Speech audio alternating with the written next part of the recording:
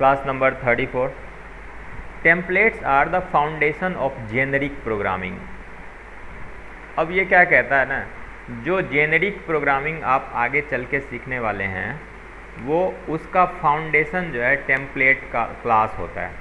मतलब यहीं से जेनेरिक प्रोग्रामिंग शुरू होता है, ठीक है, फाउंडेशन है, यहीं से स्टार्ट होता है। इस जेनेरिक प्रोग्रामिंग के बेस में ये टेम्पलेट होता है, ठीक है।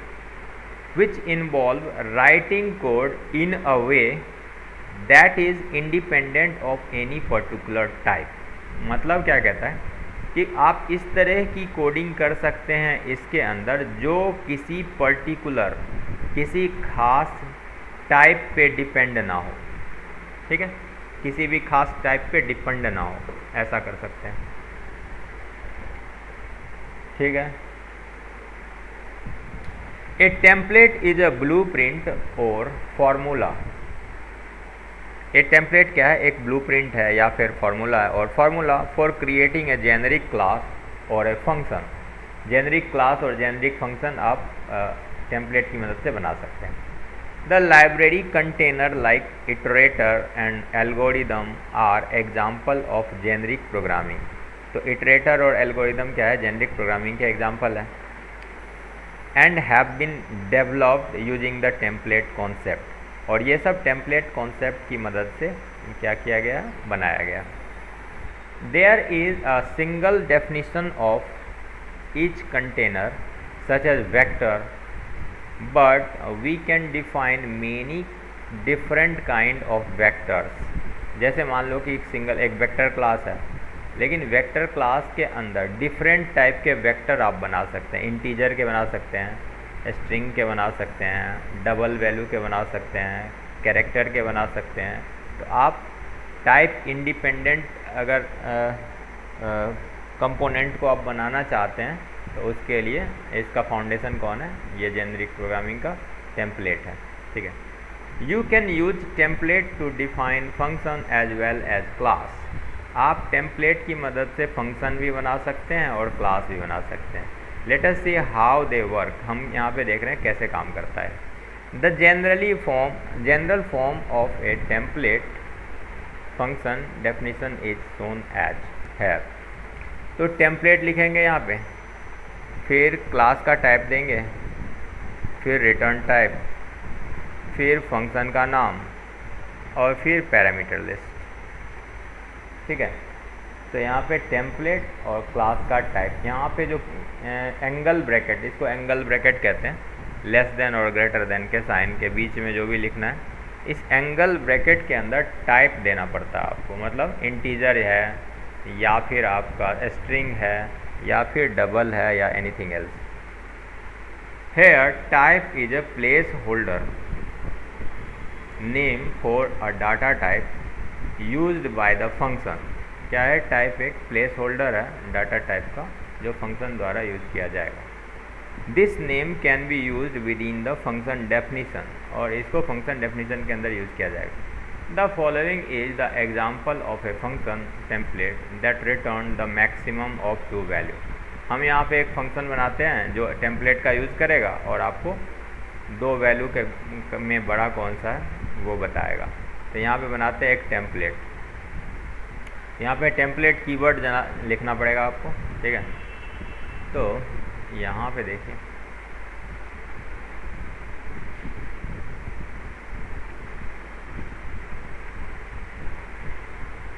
टेम्पलेट था ना, ये जेनरिक है, टेम्पलेट।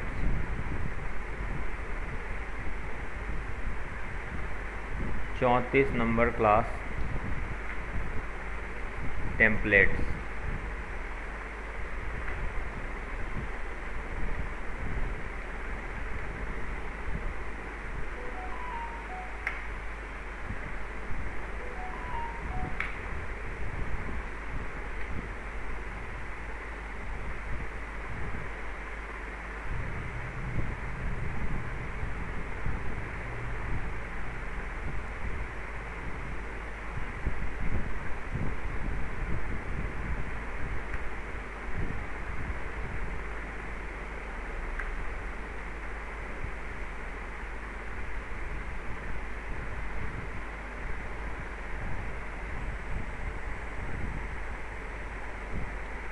देखो यहाँ पे क्लास टेम्पलेट है, ठीक है। Just as we can define function templates we can also define class templates, ठीक है। तो जैसे हम फंक्शन पहले इसको समझ लेते हैं, उसके बाद क्लास को समझेंगे। देखो क्या होता है, यहाँ पे आपने एक टेम्पलेट कीवर्ड का यूज़ किया है, मेन है ये टेम्पलेट कीवर्ड। फिर आप एक टाइप देंगे, टाइप नेम, और टाइप नेम में आप कुछ भी दे सकते हैं, जेड दे दीजिए, टी दे दीजिए, एक्स दे दीजिए, वाई दे दीजिए, कुछ भी दे दीजिए, वाई दे दीजिए, आपकी मर्जी है। तो यहाँ पे टी ले लेते हैं। तो हम क्या कर रहे हैं, एक टाइप डिफाइन कर रहे हैं और टाइप का नाम क्या है, टी है, ठीक है। अच्छा, एक इनलाइन फंक्शन बनाते हैं। ये क्या हुआ, डिस्कनेक्ट।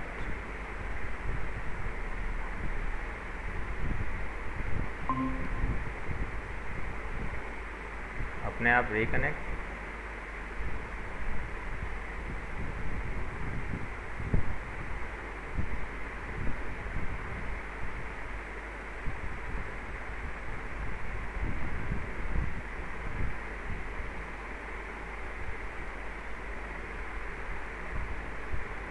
ठीक है,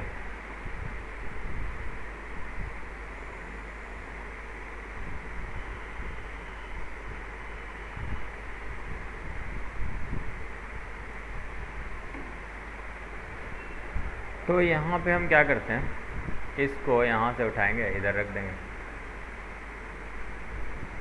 एक इनलाइन फंक्शन है, इनलाइन मतलब वन लाइन का फंक्शन। ये रिटर्न क्या करेगा, अच्छा ये इसका फंक्शन का नाम क्या है, मैक्स, ठीक है। अब इसको समझिए क्या बनाता है। टेम्पलेट टाइप, रिटर्न टाइप और फंक्शन नेम। तो यहाँ पे टेम्पलेट टाइप में आ गया टी, और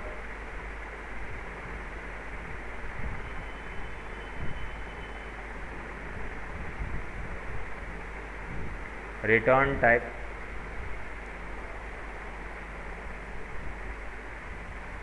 रिटर्न टाइप। तो रिटर्न टाइप जो होगा वो टेम्पलेट का होगा। यहाँ पे टी, यानी कि ये जो आप वैल्यू इसको देंगे ना, ए और बी, ये आपको जो वैल्यू वापस देगा वो भी टी टाइप का ही होगा। जो आपने टी यहाँ पे दिया है ना, ये टी का मतलब होता है ये डायनेमिक होता है। आप जो भी टाइप देंगे ना वही टाइप टी बन जाएगा, ठीक है। तो यहाँ पे ये क्या कह रहा है कि जो ये फंक्शन का नाम क्या है, मैक्स, ठीक है। और ये रिटर्न करेगा, क्या रिटर्न करेगा, तो टी टाइप का एक कांस्टेंट वैल्यू रिटर्न करेगा, ठीक है। कांस्टेंट टी टाइप का वैल्यू रिटर्न करेगा। और ये जो है एक टी कांस्टेंट टाइप का, टी टाइप का एक कांस्टेंट वैल्यू लेगा ए, और टी टाइप का एक कांस्टेंट वैल्यू लेगा बी, पैरामीटर, ठीक है। ओके, अब यहाँ पे आते हैं, रिटर्न करेंगे ए अगर छोटा होगा बी से तो बी, और नहीं तो ए। अच्छा रुको, ए ग्रेटर देन अगर बी होगा तो ए, और नहीं तो बी। ये टर्नरी ऑपरेटर है। हम यहाँ पे क्या करेंगे, आई और जे दो वैल्यू बना लेते हैं। आई की वैल्यू 39 और जे की वैल्यू 20। हम यहाँ पे सी करते हैं मैक्स आई जे। तो आई जे में जो भी बड़ा होगा वो आपको रिटर्न हो जाएगा। अब यहाँ पे डबल टाइप के वैल्यू बनाते हैं। डबल में F1 और F2। यहाँ पे देखो फंक्शन तो एक ही चीज़ मांग रहा है ना, ये यहाँ पे टाइप नहीं है। टाइप क्या है, टी टाइप है। तो टी टाइप मतलब ये है कि जब भी आप इसके अंदर डाटा पास करेंगे तो टाइप जो भी आप देंगे वो अपने आप जो है उसी टाइप में आपको रिटर्न भी देगा डाटा। ये कह रहा है कोई भी टाइप हो, टाइप ए हो चाहे टाइप बी हो, और रिटर्न देंगे तो उसी टाइप का रिटर्न देंगे, ठीक है। तो यहाँ पे हम क्या कहते हैं कि आई और जे इंटीजर टाइप के वैल्यू है, इस पे चेक करो मैक्स आई जे कौन सा बड़ा है, तो बोलेगा क्या कि ये बड़ा है, 39 बड़ा है या 20 बड़ा है, जो भी है, तो 39 बोलेगा बड़ा है। यहाँ पे बोलेंगे 13 और 20 में कौन सा बड़ा है, तो ये बोलेगा 20 बड़ा है। ओके, और यहाँ पे हेलो ऑल वर्ल्ड में कौन सा बड़ा है, तो ये इसको भी चेक कर सकता है। तो एक ही फंक्शन 3 अलग अलग डाटा टाइप पे काम कर सकता है। तो यहाँ पे सेव करके देखिए F9,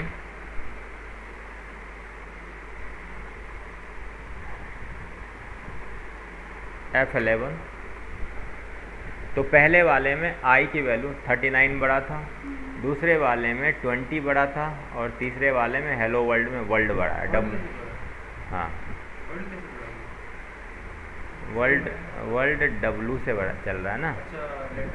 हाँ, वो ABCD से चेक कर रहा है ना, तो जो डब्लू से है तो इसलिए वर्ल्ड बड़ा है। अच्छा, मैं यहाँ पे क्या कहता हूँ, टाइप हम लिखेंगे जेड, ठीक है। फिर इसको क्या बोलता हूँ, ये भी जेड है, जेड टाइप का डाटा है। हम यहाँ पे लिख देते हैं जेड टाइप का डाटा है, और ये है यूज़र डिफाइंड टाइप जेड। अब देखते हैं इसको करके, F9 कोई एरर नहीं है, F11। तो आपने क्या समझा, ये टाइप जो दे रहे हैं वो अपनी मर्जी से कुछ भी दे सकते हैं, ये नाम दे सकते हैं X Y Z A B C, कुछ भी दे दीजिए। तो इसको कहते हैं टेम्पलेट प्रोग्रामिंग। यहाँ पे एक इनलाइन का फंक्शन है, ये रिटर्न करेगा कांस्टेंट, और कांस्टेंट रिटर्न करेगा किस टाइप का, जेड टाइप का। ये जेड टाइप की वैल्यू लेगा और जेड टाइप का बी वैल्यू लेगा, और यहाँ पे आप जो भी भेजेंगे वही टाइप बन जाएगा इसका, ठीक है।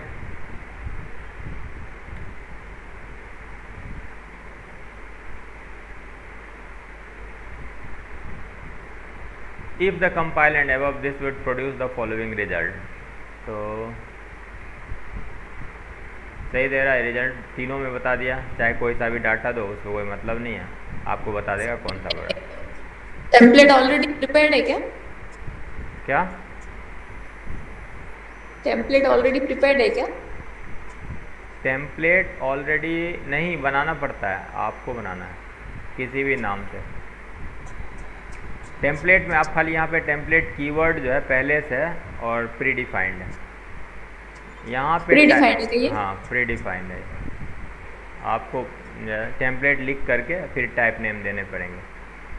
तो सर ये कौन से टाइप की सिंटैक्स को सपोर्ट करता है टेम्पलेट? क्या कह रहे हैं, कौन से टाइप का जो सिंटैक्स होता है ना ये? कौन सा टाइप का सिंटैक्स है? यहाँ पे देखिए टाइप जो है ना, ये टाइप अपने आप डिसाइड करेगा, जिस तरह का आप डाटा इसको देंगे ना उसको अपने आप वो जेड टाइप का मान लेगा। अगर हम इसको इंटीजर देंगे तो इंटीजर को जेड टाइप का मान लेगा।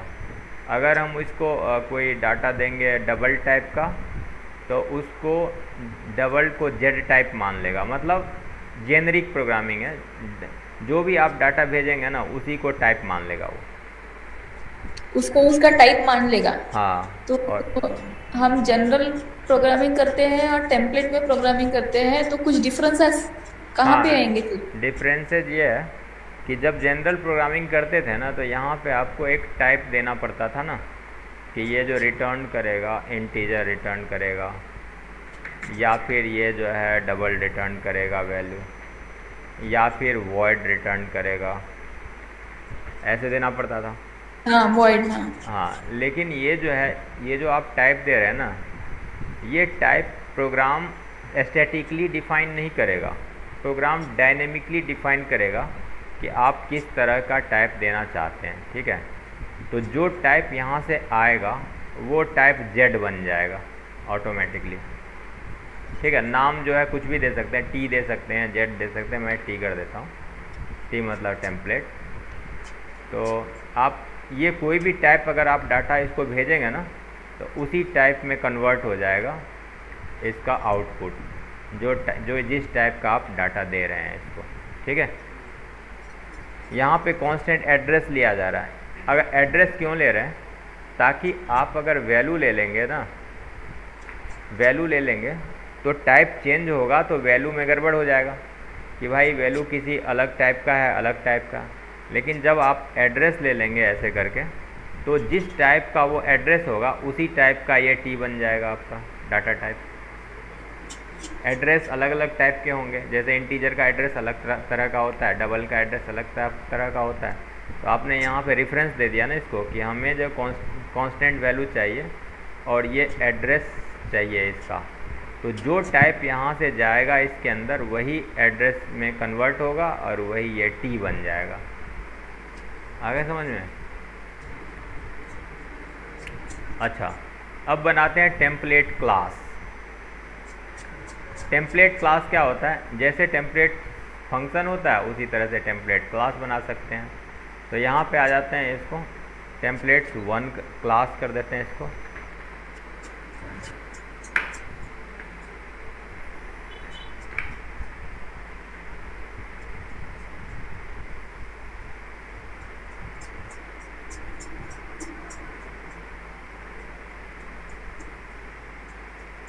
Here type is the placeholder. Type क्या है? placeholder of type name और which will be specified when a class is instantiated। तो यहाँ पे क्या कह रहा है? टेम्पलेट बनाओ, यहाँ पे क्लास टाइप बनाओ और क्लास और फिर क्लास का नाम। तो यहाँ पे टाइप देंगे आप। ये टाइप क्या है? यहाँ पे प्लेस होल्डर है, ठीक है। तो which will be specified when a class is instantiated, जब इसका ऑब्जेक्ट बनेगा तब इसको स्पेसिफाई किया जाएगा। You can define more than one generic data type by using a comma separated list. तो आप एक से ज़्यादा डाटा टाइप को डिफाइन कर सकते हैं। Following is the example to define class stack. Stack class एक डिफाइन किया जा रहा है। And implement generic method to push and pop the element from the stack. तो पुश और पॉप कैसे कर सकता है यहाँ पे, ये देखिए। तो यहाँ पे आ जाते हैं।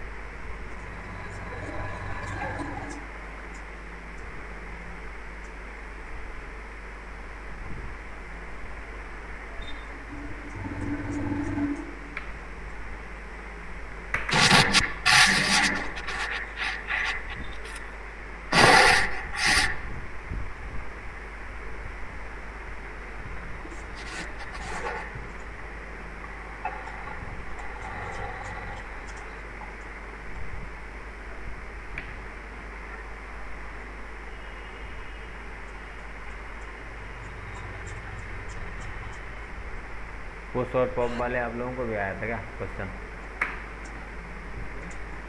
अरे स्टैक का क्वेश्चन नहीं आया था? देखो, अब यहाँ पे include iostream, include vector, include C S T D library, include C string, include S T D except. तो ये बहुत सारे हमने इसके अंदर लाइब्रेरी इंक्लूड करा दिया। अब यहाँ पे यूजिंग नेम स्पेस स्टैंडर्ड, ये ठीक है।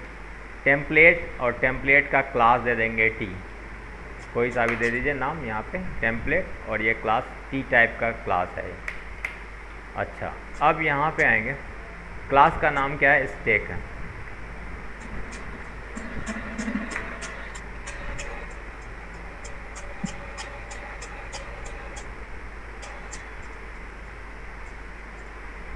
दो जगह के लिए सारा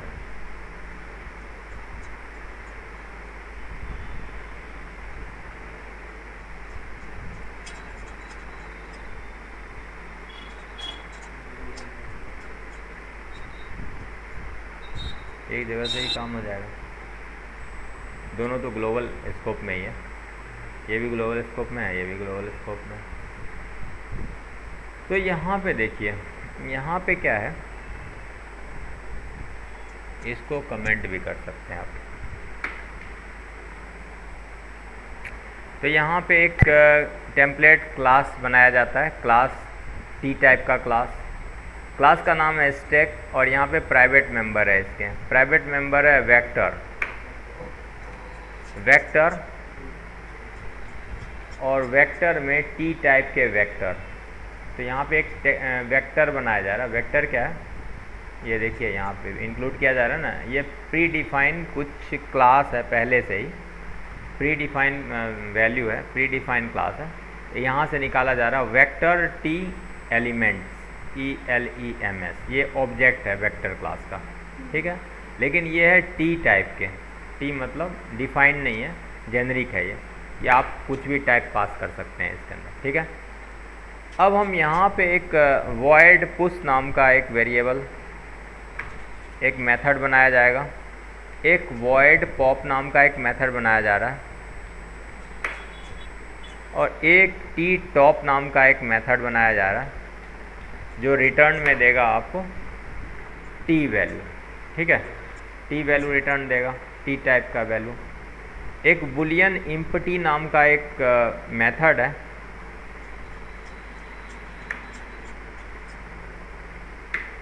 बुलियन इम्पटी, और ये constant return element dot empty.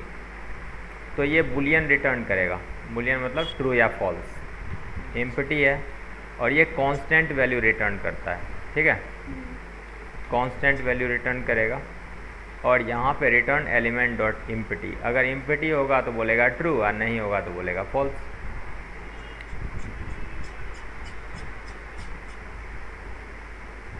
Push back return true if empty, ठीक है, ये कांस्टेंट रिटर्न करेगा। अब यहाँ पे आते हैं नेक्स्ट, तो यहाँ पे वॉइड स्टैक टी, तो यहाँ पे स्टैक बना रहे हैं, स्टैक क्लास बना रहे हैं, और ये टी टाइप के वैल्यू लेगा।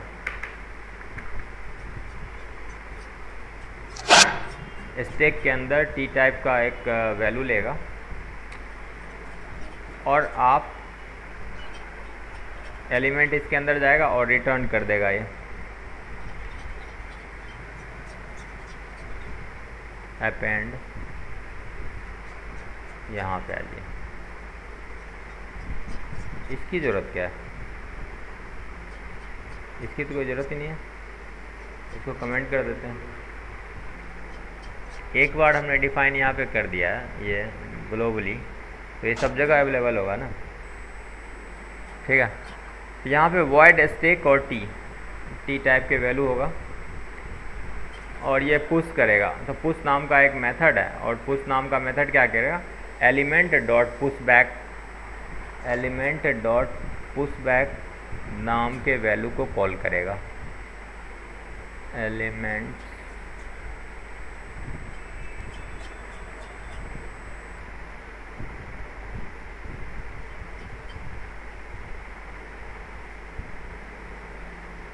पुश, कांस्टेंट ले रहा है, कांस्टेंट वैल्यू लेगा टी टाइप पे, और फिर जो भी वैल्यू आएगा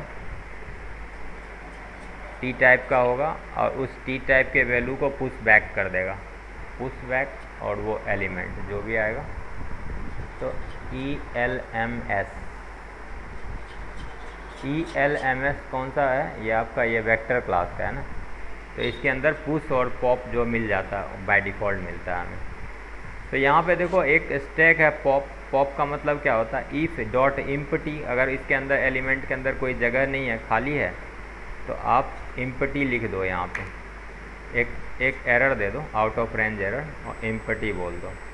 यहाँ पे elements ELMS dot pop back, तो ये क्या करेगा, रिमूव लास्ट एलिमेंट, ये काम करेगा, उसके अंदर जितना पहला जो लास्ट वाला एलिमेंट है उसको रिमूव कर देगा, ठीक है। और ये क्या करेगा, अपेंड करेगा, इसको यहाँ पे ले आइए, ये अपेंड करेगा इसको, ठीक है। और ये क्या करेगा, रिमूव करेगा, ठीक है। अच्छा, अब यहाँ पे आ जाते हैं top,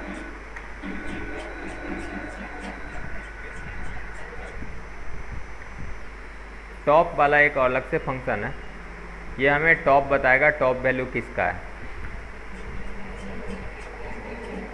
if element dot empty throw out of range, और इम्पटी आउट ऑफ स्टैक, ये क्या कहेगा, इम्पटी है, हम टॉप वैल्यू नहीं बता सकते खाली होगा तो, और नहीं तो अगर खाली नहीं होगा तो ये बताएगा टॉप वैल्यू, ये इसके अंदर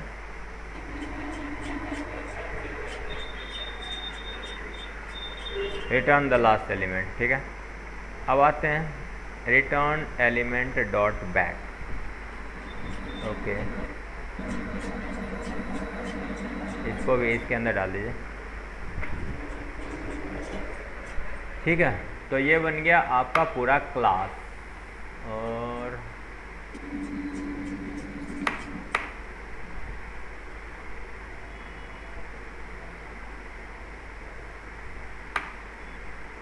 ये बार बार क्यों लिख रहे हैं, इसकी ज़रूरत क्या है? तो यहाँ पे कॉन्स्ट पुश नाम का वैल्यू है स्टैक के अंदर, पॉप नाम का वैल्यू है स्टैक के अंदर, टॉप नाम का वैल्यू है फंक्शन है स्टैक के अंदर। अब यहाँ पे हम क्या करते हैं, इसको ट्राई और कैच के साथ यूज़ करेंगे। एक मेन फंक्शन है, यहाँ पे स्टैक इंटीजर टाइप का स्टैक बना रहे हैं, स्टैक इंट, और यहाँ पे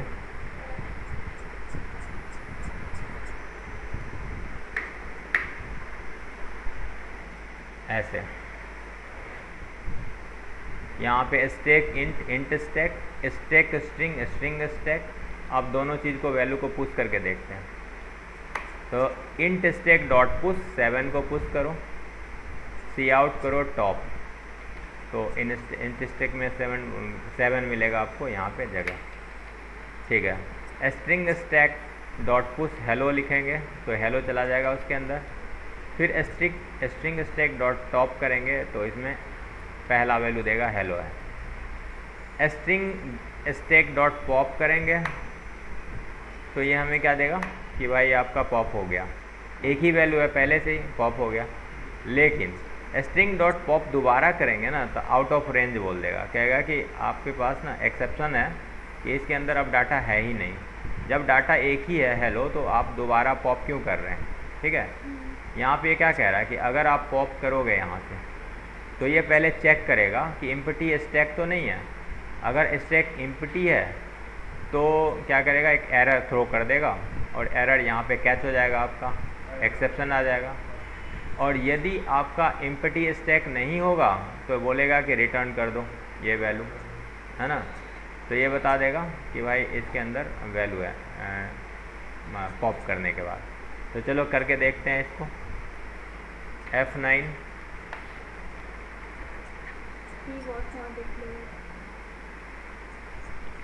हमेशा करना पड़ेगा, इसीलिए नहीं हो रहा।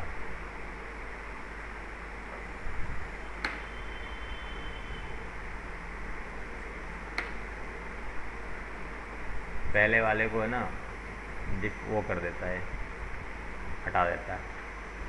अब करो F9, कोई एरर नहीं है। अब करते हैं F10,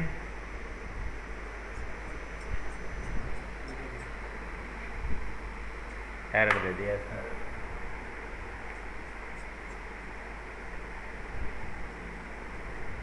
एरर क्यों दे रहा? अच्छा, पॉप को हम बंद करके देखते हैं, रुको।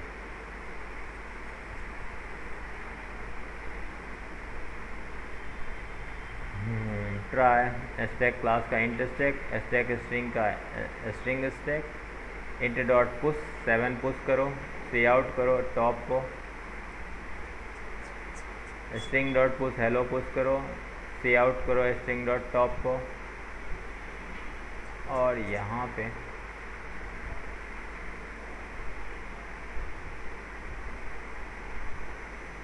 सेव। F9 कोई एरर तो नहीं है, बट चल क्यों नहीं रहा?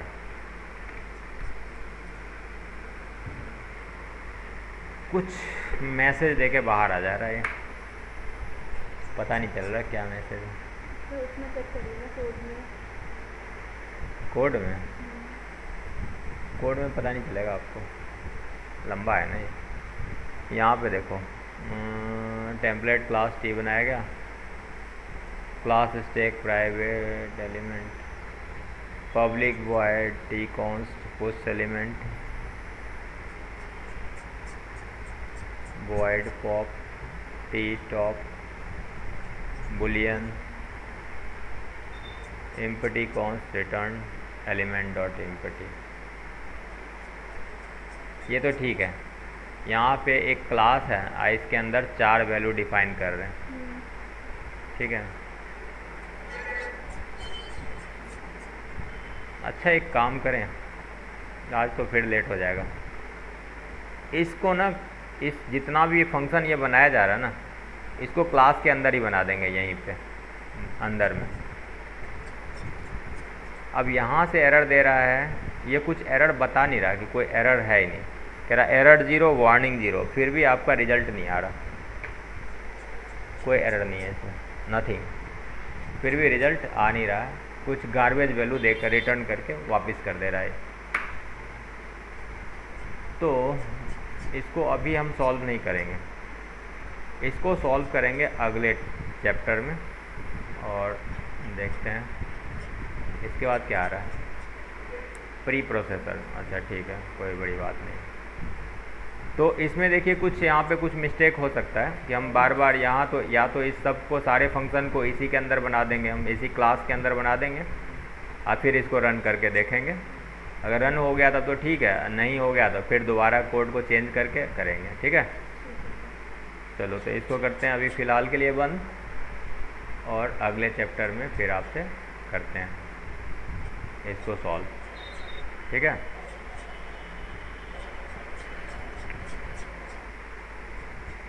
एक सेकंड रुको।